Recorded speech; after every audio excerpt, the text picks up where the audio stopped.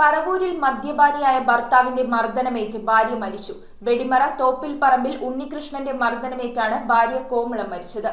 തടയാൻ ശ്രമിച്ച മാനസിക ദൗർബല്യമുള്ള മകനും മർദ്ദനമേറ്റു. സംഭവത്തിനു ശേഷം രക്ഷപ്പെടാൻ ശ്രമിച്ച ഉണ്ണികൃഷ്ണനെ പോലീസ് അറസ്റ്റ് ചെയ്തു. പറവൂരിൽ മദ്യപാനിയായ ഭർത്താവിന്റെ മർദ്ദനമേറ്റ് ഭാര്യ കൊല്ലപ്പെട്ടു. പറവൂർ വെടിമറ തോപ്പിൽ പറമ്പിൽ ഉണ്ണികൃഷ്ണനാണ് ഭാര്യ കോമളത്തെ കൊലപ്പെടുത്തിയത്. ഉണ്ണികൃഷ്ണനെ പോലീസ് അറസ്റ്റ് ചെയ്തു. തിങ്കളാഴ്ച വൈകിട്ട് 3 മണിയോടെയായിരുന്നു സംഭവം. മദ്യപിച്ച് വീട്ടിലെത്തിയ ഉണ്ണികൃഷ്ണൻ ഭാര്യ കോമളവുമായി വഴക്കുണ്ടാക്കുകയും വഴക്കിനെ തുടർന്ന് തലക്ക് ശക്തമായി മർദ്ദിക്കുകയും ചെയ്തു. സംഭവം കണ്ട് തടയാൻ ശ്രമിച്ച മാനസിക ദൗർബല്യമുള്ള മകൻ ഷിബുവിനും മർദ്ദനമേറ്റു. ഷിബു ആശുപത്രിയിൽ ചികിത്സയിലാണ്. ഇരുമ്പുവടി ഉപയോഗിച്ചാണ് ആക്രമണമെന്നാണ് പ്രാഥമിക വിവരം. എന്നാൽ അത്തരമൊരു വടി വീട്ടിൽ നിന്ന് കണ്ടെത്താനായിട്ടില്ലെന്ന് പോലീസ് അറിയിച്ചു. രക്തപ്പാടുകളുള്ള വിറകിന്റെ കഷ്ണം സംഭവസ്ഥലത്ത് നിന്നും കണ്ടെത്തിയിട്ടുണ്ട്. അടിയേറ്റ കോമളത്തെ നാട്ടുകാർ ചേർന്ന് ഉടൻ പറവൂർ താലൂക്ക് ആശുപത്രിയിൽ എത്തിച്ചെങ്കിലും ജീവൻ രക്ഷിക്കാനായില്ല.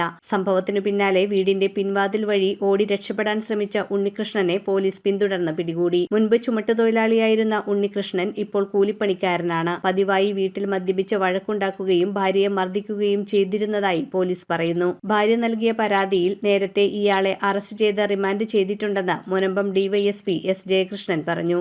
പറവൂർ താലൂക്ക് ആശുപത്രി മോർച്ചറിയിൽ സൂക്ഷിച്ചിരിക്കുന്ന മൃതദേഹം ചൊവ്വാഴ്ച രാവിലെ ഇൻക്വസ്റ്റ് നടത്തി എറണാകുളം മെഡിക്കൽ കോളേജിൽ പോസ്റ്റ്മോർട്ടം നടത്തും. News bureau, Paravur. ടാലിസ്മാൻ ടെക്സ്റ്റൈൽസിൽ 100 രൂപ മുതൽ ഷർട്ടുകൾ, ജീൻസുകൾ, ചുരിദാർ മെറ്റീരിയലുകൾ 60 രൂപ, ഷിഫോൺ സാരികൾ 90 രൂപ, പട്യാലകൾ 2 എണ്ണം 100 രൂപ, ഷാളുകൾ 60 രൂപ,